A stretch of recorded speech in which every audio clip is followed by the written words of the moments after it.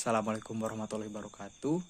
Sampurasun, saya Aris dari Fakultas Ilmu Sosial Ilmu Politik, mahasiswa semester 3 di Universitas 11 April Sumedang.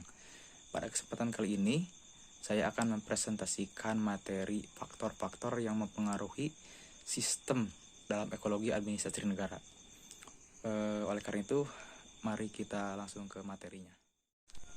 Ya, seperti yang kalian lihat di samping kiri saya, gambar ini merupakan materi yang akan saya sampaikan pada pertemuan kali ini, yaitu mengenai faktor-faktor yang mempengaruhi sistem ekologi dalam administrasi negara.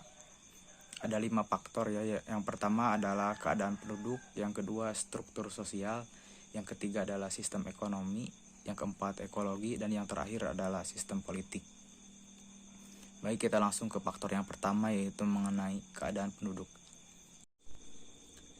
Di faktor pertama yaitu keadaan penduduk memiliki 5 poin, yaitu fertilitas atau angka kelahiran, yang kedua moralitas atau angka kematian, yang ketiga migrasi, perpindahan penduduk dari suatu tempat ke tempat yang lainnya untuk tinggal, yang keempat adalah informasi tentang kependudukan, dan yang terakhir ada kualitas penduduk.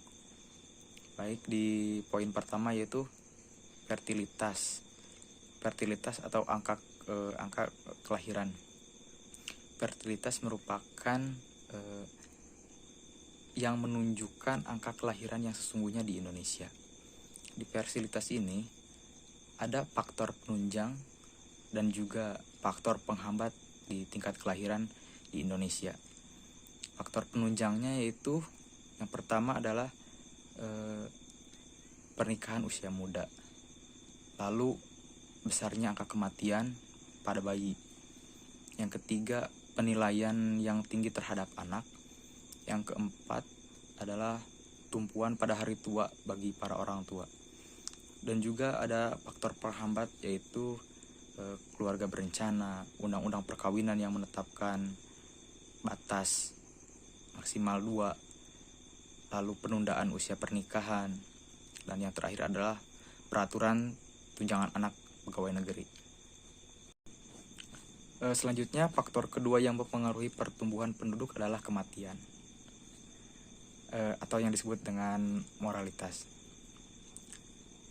Adapun faktor penyebab kematian atau moralitas yaitu yang pertama adalah sarana kesehatan di Indonesia yang saat ini belum memadai.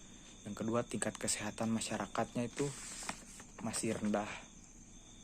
Lalu yang ketiga, kurangnya gizi makanan sebagian penduduk, apalagi daerah-daerah terpencil. Yang keempat adalah pencemaran lingkungan. Banyak sekali limbah saat ini oleh perusahaan-perusahaan yang tidak bertanggung jawab maupun pemerintahan. Lalu adalah kecelakaan lalu lintas. Yang nomor 6 adalah peperangan yang masih terjadi di Indonesia. Dan yang terakhir adalah bencana alam dan wabah penyakit. Selain itu, adapun faktor pengendali kematian atau penghambat antara lain yaitu meningkatnya fasilitas kesehatan. Untuk saat ini di Indonesia fasilitas kesehatan mulai ada peningkatan. Yang kedua adalah tingginya tingkat kesehatan di masyarakat. Untungnya saat ini masyarakat banyak yang sadar akan kesehatan, apalagi di era pandemi COVID-19 seperti saat ini. Lalu makanan yang cukup bergizi, walaupun tidak di semua pelosok, tapi setidaknya masih ada daerah-daerah yang memiliki makanan yang bergizi. Yang keempat adalah lingkungan yang bersih dan teratur. Yang kelima, ajaran agama yang melarang bunuh diri. Dan yang keenam adalah keadaan negara yang damai. Baik, untuk selanjutnya poin ketiga yaitu migrasi. Migrasi adalah perpindahan penduduk dari suatu daerah ke daerah lain dengan tujuan untuk menetap ya. Yaitu berada di daerah baru secara terus-menerus minimal 6 bulan. Dan selanjutnya adalah poin keempat yaitu informasi kependudukan. Informasi kependudukan dapat diperoleh melalui kegiatan sensus, registrasi penduduk, dan survei kependudukan.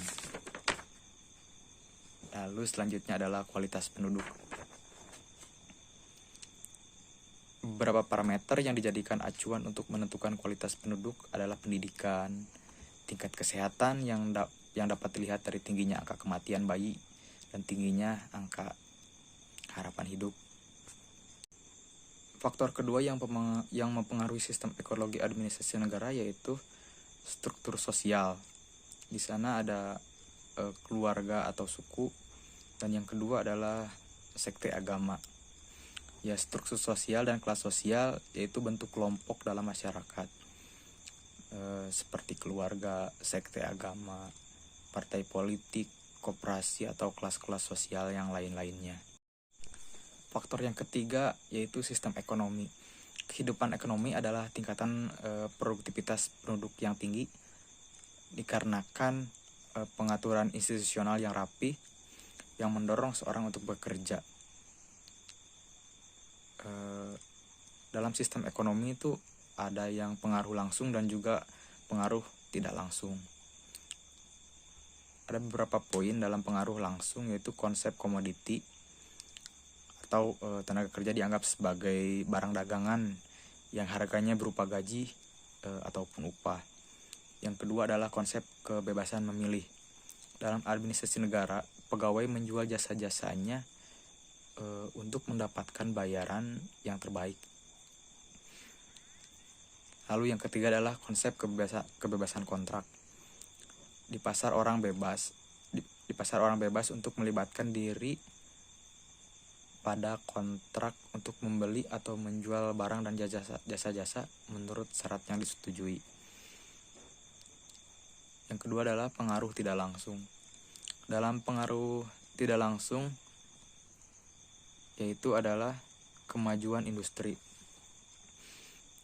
Ekonomi yang semakin berkembang dengan titik berat kegiatan pada industri, perdagangan maupun jasa-jasa memerlukan pengetahuan dan campur tangan administrasi negara. Campur tangan tersebut antara lain berupa pengawasan proses industri untuk keselamatan para pegawai, dengan didirikannya inspeksi perburuhan, perlindungan konsumen dengan mengawasi dan menjamin mutu hasil produk dan jasa-jasa. Dan faktor yang keempat adalah ideologi negara. Ideologi merupakan pandangan, keyakinan atau kepercayaan. Adapun administrasi negara merupakan pelaksanaan kebijakan publik. Pada dasarnya, ideologi tercermin dalam administrasi negara. Negara Indonesia memiliki ideologi Pancasila. Semua agama di Indonesia dilindungi oleh Departemen Agama yang dilengkapi dengan seperangkat administrasi negara. Hal ini mencerminkan sila ketuhanan yang Maha Esa, yaitu sila pertama atau ke-1 dalam Pancasila. Dan faktor yang kelima adalah sistem politik. Adapun yang dipengaruhinya yaitu perlengkapan administrasi negara dan kebijakan. Artinya sistem politik merupakan acuan untuk mewujudkan segala perlengkapan administrasi negara, dan juga dibuatkannya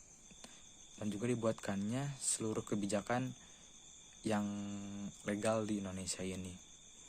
Sistem politik di Indonesia ini adalah demokrasi. Demokrasi merupakan wajah negara yang memiliki kebebasan memilih, kebebasan berpendapat. Walaupun untuk saat ini banyak pasal-pasal karet yang membahayakan orang-orang yang berani berbicara lantang dengan pemerintahan. Baik, terima kasih. Demikian materi yang bisa saya sampaikan. Mohon maaf jika ada kekurangan atau kelemahan dalam cara penyampaian saya. Untuk itu saya ucapkan terima kasih. Wassalamualaikum warahmatullahi wabarakatuh.